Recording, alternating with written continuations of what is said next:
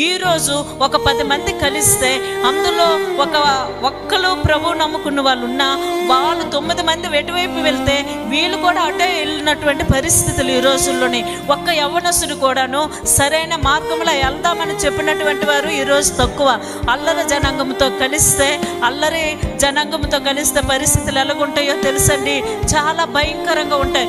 ఈరోజు త్రాగుబోతులతో తిరుగుతుంటారు, ఈరోజు ఇంకా ఎన్నెన్నో లోకానుసారమైన జీవితాలు జీవిస్తుంటారు. ప్రియ యవ్వనస్తులారా, యెఫ్తా అయితే అల్లరి జనాంగం మధ్యలో ఉన్నాడు, అల్లరి ప్రజల మధ్యలో ఉన్నాడు, కానీ ఆ యొక్క అల్లరిని నేర్చుకోలేదండి.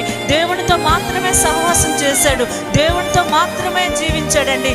దేవుని భయభక్తులు కలవాడండి యెఫ్తా. మొదటి నుండి చివరి వరకు దేవుని బిడ్డగా, దేవుని సాక్షిగా మనం ఈరోజు చెప్పుకోవడానికి గొప్ప వ్యక్తిగా, గొప్ప బలాఢ్యుడిగా, గొప్ప శక్తివంతుడిగా కనిపిస్తుంది.